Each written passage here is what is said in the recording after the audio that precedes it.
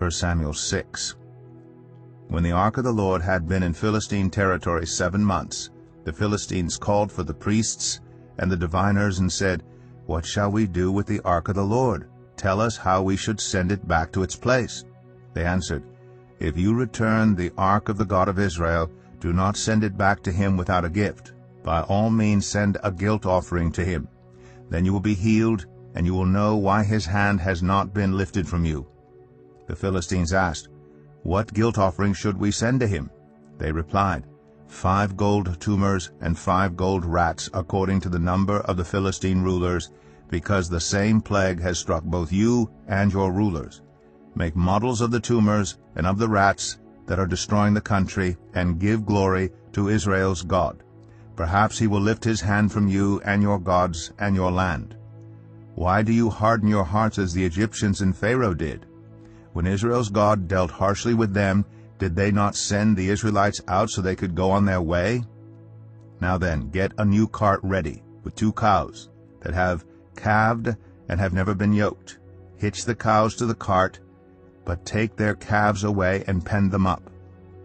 Take the ark of the Lord and put it on the cart, and in a chest beside it put the gold objects you are sending back to him as a guilt offering. Send it on its way, but keep watching it. If it goes up to its own territory toward Beth-Shemesh, then the Lord has brought this great disaster on us. But if it does not, then we will know that it was not his hand that struck us, but that it happened to us by chance." So they did this.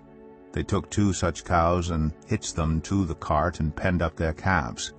They placed the ark of the Lord on the cart, and along with it the chest containing the gold rats and the models of the tumors.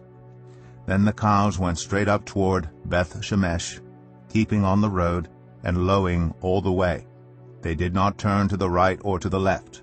The rulers of the Philistines followed them as far as the border of Beth-Shemesh. Now the people of Beth-Shemesh were harvesting their wheat in the valley. And when they looked up and saw the ark, they rejoiced at the sight. The cart came to the field of Joshua of Beth-Shemesh, and there it stopped beside a large rock. The people chopped up the wood of the cart and sacrificed the cows as a burnt offering to the Lord. The Levites took down the ark of the Lord, together with the chest containing the gold objects, and placed them on the large rock. On that day the people of Beth-Shemesh offered burnt offerings and made sacrifices to the Lord. The 5 rulers of the Philistines saw all this, and then returned that same day to Ekron. These are the gold tumors the Philistines sent as a guilt offering to the Lord, 1 each for Ashdod, Gaza, Ashkelon, Gath, and Ekron. And the number of the gold rats was according to the number of Philistine towns belonging to the 5 rulers, the fortified towns with their country villages.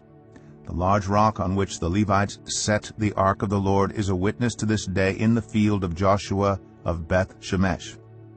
But God struck down some of the inhabitants of Beth-Shemesh, putting 70 of them to death because they looked into the ark of the Lord. The people mourned because of the heavy blow the Lord had dealt them. And the people of Beth-Shemesh asked, "Who can stand in the presence of the Lord, this holy God? To whom will the ark go up from here?" Then they sent messengers to the people of Kiriath-Jearim, saying, "The Philistines have returned the ark of the Lord.